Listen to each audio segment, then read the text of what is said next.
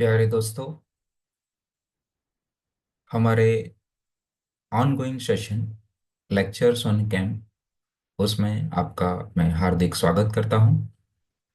Lecture number 13 में हम जो टॉपिक ऑनगोइंग था, लेक्चर नंबर 12 में we were talking about basic displacement programs of the follower. Follower की मोशन में अलग अलग जो बेसिक डिस्प्लेसमेंट प्रोग्राम हैं, जो पॉपुलर मेथड्स है फॉलोअर डिस्प्लेसमेंट की, उसके बारे में हम बात कर रहे थे। यहाँ हम फोर्थ जो बेसिक डिस्प्लेसमेंट प्रोग्राम है वो देखेंगे, एंड दैट इज साइक्लॉइडल। यहाँ कुछ नोटेशन जो हम यूज करने वाले हैं उसको नोट कर लेते हैं। S, that represents the follower displacement, and of course it is instantaneous at a moment. What is the displacement of the follower? It is represented by S. H जो है वो मैक्सिमम फॉलोअर डिस्प्लेसमेंट दिखाता है, means कितना lift follower का है वो दिखाता है। कितना राइज है, that is represented by H. v represents the velocity of the follower. F is representing acceleration of the follower.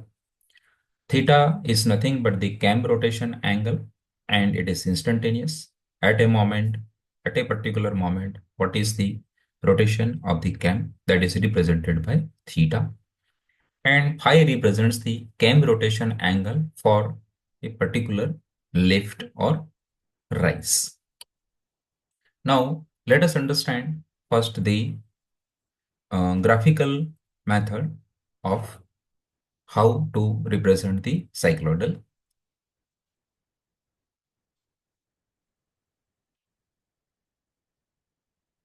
यहाँ ग्राफिकल प्रेजेंटेशन मैंने दिखाया है, उसको एक पर्टिकुलर प्रॉब्लम में समझने के लिए मैं डेटा ले लेता हूँ कि let phi is equal to 80 degree. Means cam का रोटेशन 80 डिग्री तक होता है, तब फॉलोअर जो है वो साइक्लोइडल पाथ से, the displacement program is cycloidal and it is lifted by H is equal to 62.8 mm। इतनी हाइट उसका गेन होता है, लिफ्ट होता है। That is a rise in the follower when the cam rotates by angle of 80 degree, that is phi is equal to 80 degree. ऐसा specific value क्यों लिया है मैं आपको बाद में बताता हूं, वो क्लियर हो जाएगा। अब उसके लिए स्केल लेते हैं, स्केल वही स्टैंडर्ड ले लेते हैं कि for horizontal axis which represents the cam rotation 1 degree is equal to 1 mm ले लेते हैं। तो हमें एक लाइन ड्रॉ करना पड़ेगा यहाँ 80 mm का। This line represents the 80 mm length. And lift के लिए भी हम स्केल ले लेते हैं, 1 mm is equal to 1 mm। तो यहाँ हाइट हमने जो ड्रॉ की है यहाँ से यहाँ, वो that is equal to 62.8 mm। अब ये लो दो line, horizontal line which represents the cam angle and vertical line that represents the lift of the follower, ये दो को लेके हम एक रेक्टेंगल बना देंगे। you have to prepare a rectangle with this particular length and height. It is this one. Now, draw a diagonal from right top corner this to the left bottom corner this one। ये और ये को जोड़ते हुए एक diagonal draw कीजिए और उसको बाहर तक एक्सटेंड कर दीजिए। It is extended outside of this rectangle also. Graphically method आप यूज कर रहे हैं और साइक्लोइडल प्रोफाइल डिस्प्लेसमेंट प्रोफाइल चाहिए, तो आपको ये ख्याल रखना है कि ड्राइंग की स्टार्ट ऐसे करें कि यहाँ नीचे पे आपको थोड़ा ये लाइन एक्सटेंड करने की जगह मिले। Now extend this diagonal up to certain extent. It is represented in this case 8 dots, 0 and this one. Now draw a circle having its circumference is equal to this lift। ये lift जितना उसका circumference हो, h is equal to 2 pi r। इस ऐसा circle हमें draw करना है। तो उसके लिए हमें उसका रेडियस ढूंढना पड़ेगा। So here we having h is equal to 2 pi r, that lift is equal to circumference. So उस पर से हमें मिलेगा that is r is equal to h upon 2 pi, and h value है 62.8। तो हमें मिल जाएगा 62.8 divided by 2 into 3.14, that is equal to 10 millimetre. अब आपको समझ में आया होगा कि ये हाइट हमने क्यों ऐसा लिया है, कि because we have the radius of the circle is equal to 10 mm, so we can easily draw it. अब ये 10 mm का रेडियस लेके ये डायगोनल पर आप कोई भी जगह पे सेंटर लेके 10 mm रेडियस का एक सर्कल ड्रॉ कर दीजिए। Draw a circle with center on this diagonal and radius is equal to 10 mm, which we have calculated from this formula, that is lift is equal to circumference of the circle. Now हमारा जो ये angular displacement है उसको equal even number में divide कीजिए, may be 4, may be 6, may be 8, like that, क्योंकि उतने ही even number में हमें सर्कल को भी डिवाइड करना है। तो हमें यहाँ 8 डिवीजन में डिवाइड करने का डिसाइड करते हैं। So divide and number them 0, 1, 2, 3 up to 8 and draw a vertical lines in this particular rectangle. अब हमने जितने डिवीजन में ये रेक्टेंगल को डिवाइड किया है, इस हॉरिजॉन्टल लाइन को 8 डिवीजन में किया है, उतने ही नंबर ऑफ डिवीजन हमें ये सर्कल के करने हैं, starting with 0 as this particular point, this. So 360 by 8 will give us 45 degree.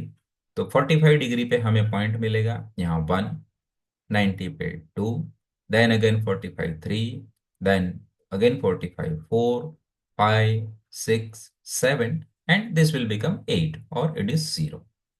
So total 8 point हमने सरकमफरेंस पे नोट कर दिए at the interval of 45 degree and number them in sequence.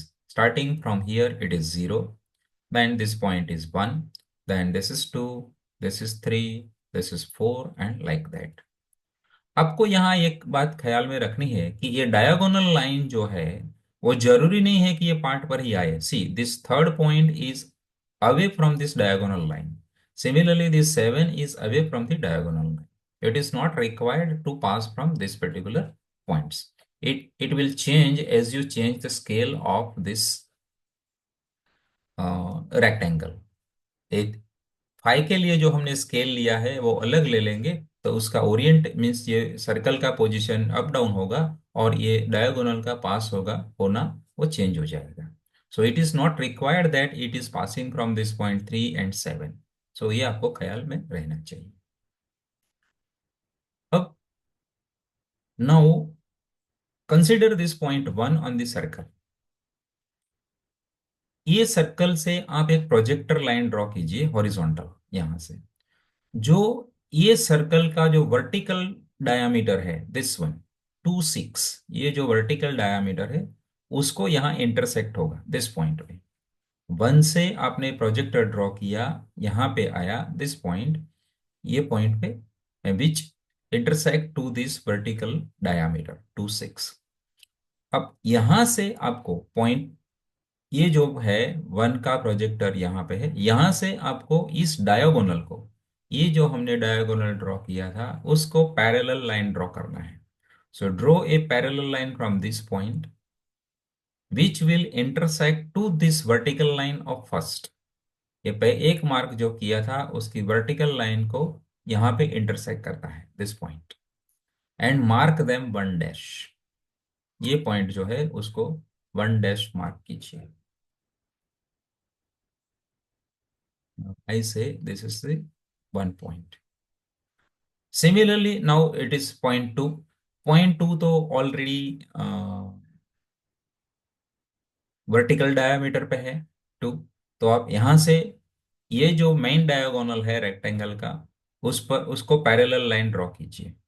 it is here, and which will intersect to this second vertical line. ये जो vertical line है उसको यहाँ पे कट करना है. This is point 2. Similarly, this is third point. Third से अब एक प्रोजेक्टर ड्रॉ कीजिए ऑन दिस वर्टिकल डायमीटर 2 6 पर. वो यहाँ पे आएगा, ऑलरेडी 1 का जो था वहां पे. और वहां से आप पैरेलल लाइन ड्रॉ कीजिए ये रेक्टेंगल के डायगोनल को side, and extend up to which intersect at this third vertical line. ये तीसरी जो सीधी लाइन है वर्टिकल लाइन, उसके साथ जहां इंटरेक्शन होता है, इंटरसेक्शन होता है, वहां पे थर्ड 3 डैश पॉइंट मार्क कीजिए. This is 3 dash point. अब 4 पॉइंट से आप प्रोजेक्टर ड्रॉ कीजिए ऑन वर्टिकल डायमीटर पर, और वहां से डायगोनल ड्रॉ कीजिए, वो तो ऑलरेडी है. वो फोर्थ वर्टिकल लाइन को यहाँ इंटरसेक्ट करेगा, यहाँ 4 पॉइंट मार्क कीजिए. अब फिफ्थ पॉइंट है, वहां से आप प्रोजेक्टर ड्रॉ कीजिए ये वर्टिकल डायमीटर पर, और यहाँ से पैरेलल लाइन ड्रॉ कीजिए, वो फिफ्थ वर्टिकल लाइन को यहाँ इंटरसेक्ट करेगा. 6, it is already on this vertical diameter, तो वहां से डायगोनल को पैरेलल लाइन ड्रॉ कर दीजिए, and it will intersect to this vertical sixth line at this point. Similarly ये सेवेंथ पॉइंट है, सेवेंथ पॉइंट यहाँ प्रोजेक्ट होगा, और यहाँ से डायगोनल को पैरेलल लाइन ड्रॉ कीजिए which will be intersect on the fifth one, and सात को यहाँ कट करेगा, सात सेवेंथ वर्टिकल लाइन को यहाँ कट करेगा. 8 और यू कैन से 0, वो इसका प्रोजेक्टर तो यहाँ 4 पे ही आएगा, एंड डायगोनल खुद है वो यहाँ इंटरसेक्ट हो जाएगा. बस. So in this way, we have plotted point 1 dash, 2 dash, 3 dash, 4 dash up to 8 dash. Now draw a smooth curve passing from all these point 0, 1 dash, 2 dash, 3 dash, 4 dash, 5 dash, 6 dash, 7 dash, 8 dash, like that. And this represents the displacement diagram with the displacement program of cycloidal. Means अगर cam का rotation यहां से इतना हुआ है 0 to 3 means this much of theta, then the lift of the follower is 3 dash. I hope you understand this thing clearly graphically. फिर भी अगर कोई प्रॉब्लम है तो आप कमेंट में लिख सकते हैं, मैं उसका आंसर करूंगा. अब उसका एनालिटिकल पॉइंट व्यू से देखते हैं. सो मैथमेटिकली ये साइक्लोइडल का इक्वेशन हम डायरेक्टली एक्सेप्ट कर लेते हैं, which is very well known in mathematics, that S the displacement is given by H upon pi into pi theta upon five minus 1/2 sine 2 pi theta upon five. You must know this और you should remember this. आपको ये पता है, अगर पता नहीं है तो आपको ये याद रखना पड़ेगा. S is equal to in cycloidal is given by H upon pi into pi theta upon five minus 1/2 sine 2 pi theta upon five. अब वेलोसिटी फाइंड करने के लिए हम उसका डिफरेंशिएशन करेंगे, that is ds by dt. तो उसका differentiation हमें मिलेगा presenting in terms of theta, that is ds by D theta into D theta by dt. तो उसका डी थीटा से डिफरेंशिएशन करेंगे, और धन थीटा का टी से डिफरेंशिएशन करेंगे, तो हमें मिलेगा h upon five minus h upon 2 pi into 2 pi into cos 2 pi theta upon five into omega. Omega is nothing, it is D theta by D T. And simplifying this, we find h omega upon phi minus h omega upon phi cos 2 pi theta upon phi. And again, we can simplify this h omega upon phi into 1 minus cos 2 pi theta upon phi. And maximum value उसका हो जाएगा, that is V max is equal to 2h omega upon phi, when this value becomes is equal to -1. -1 minus minus will be +1, and 2 will be multiplied 2h upon omega, when this value of theta is equal to 5/2. Now acceleration की अगर हम बात करें, तो F is equal to dv by dt, velocity का differentiation करेंगे, and that is again dv by D theta into D theta by dt. So that give us h omega phi upon phi into 2 pi upon phi into sine 2 pi theta upon phi into omega. Simplifying this, it is giving you 2 pi h omega square upon phi square into sine 2 pi theta upon phi. अगर उसका maximum value निकालना है, तो when this angle is going, this value sin 2 pi theta upon phi is equal to 1. So it will become f max is equal to 2h pi omega square upon phi square at theta is equal to phi upon 4. So from after this, we can go for plotting the different diagrams of displacement, velocity, acceleration, and jerk. So let us understand how they are. So very first, this is a displacement diagram for the cycloidal. Again, we are considering for the complete rotation of the cam for 360 degree. So from 0 to 20 degree, there is a no displacement. Then 20 to 160, there is a rise. Then 160 to 200, there is a dwell. और 200 से 340 degree तक उसका return होता है, और 340 से 360 degree तक उसका ड्वेल रहता है। और ये डिस्प्लेसमेंट जो है वो साइक्लोइडल टाइप का है। तो वेलोसिटी प्लॉट उसका कैसा रहेगा वो देखते हैं।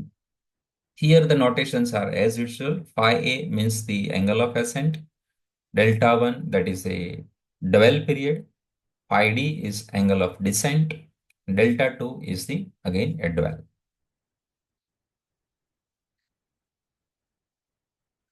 Now this represents the velocity diagram. As we have denoted, the equation of v velocity is equal to h omega upon phi into 1 minus cos 2 pi theta upon phi. It is a sinusoidal function. 1 minus cos का function से vary होता है.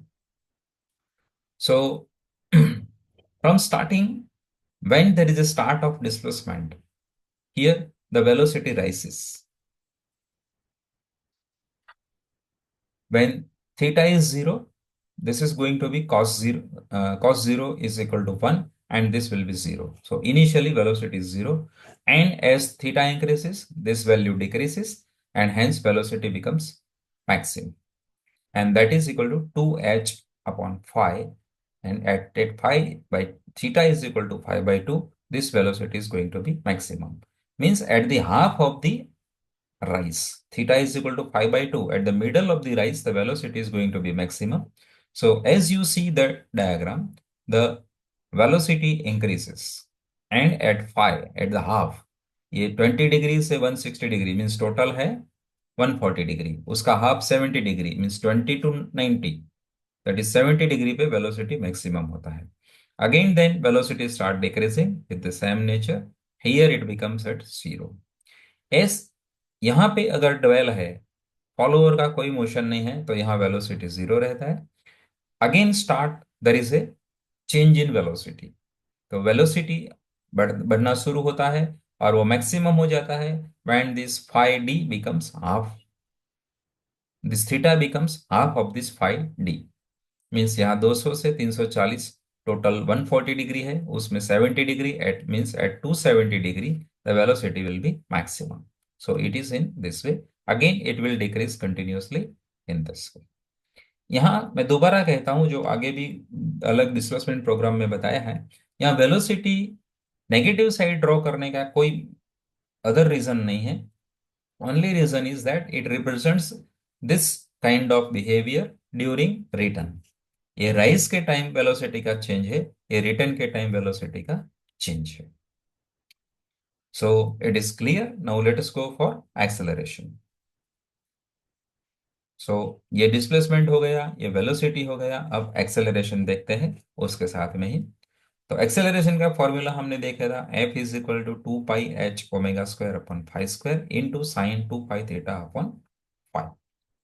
ये भी sinusoidal function है, sine के nature के मुताबिक चलेगा, लेकिन उसका वैल्यू मैक्सिमम हो जाता है 2 pi H omega square upon five square when theta is equal to 5/4।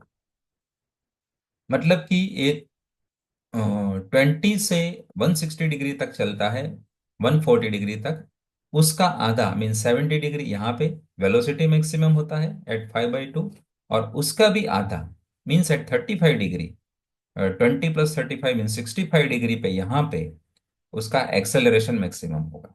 So the acceleration again is zero as velocity is zero, displacement is zero. As velocity starts, acceleration starts. It increases and becomes maximum at the 1/4 part of the 5। ये 5/4 पे यहाँ पे maximum होता है। फिर decrease होना शुरू हो जाता है and it increases in opposite side and again comes to zero. And dwell period में उसका जीरो रहता है, फिर उसका रिटर्न स्टार्ट हो जाता है। तो वेलोसिटी के मिडल में, at the middle of this, the acceleration becomes the maximum, यहाँ मैक्सिमम एक्सेलरेशन हो जाता है, फिर डिक्रीज होना शुरू होता है, फिर बढ़ता है, फिर डिक्रीज होना शुरू होता है और जीरो हो जाता है। So the acceleration behaviour is in this particular way. You have noticed in this case, there is no sudden change in acceleration or velocity, which was in earlier cases, like in simple harmonic motion or constant acceleration, deceleration, or constant velocity. So here the behavior is total, means little difference. And because of this, there is no sudden change in acceleration, there is no infinite jerk. आप ये next diagram देखिए, यहाँ jerk दिखाता है। Here there is a change in acceleration but with some time, zero से suddenly वो particular value achieve नहीं करता है, वो ग्रेजुअली इंक्रीज होता है। तो उसका सडन जो चेंज होता है उसके टाइम पे थोड़ा जर्क मिलता है, and then jerk reduces and come to another side when acceleration attains zero. Then again it increases and it becomes maximum when acceleration attains zero again from other side. And same is repeated in this case also.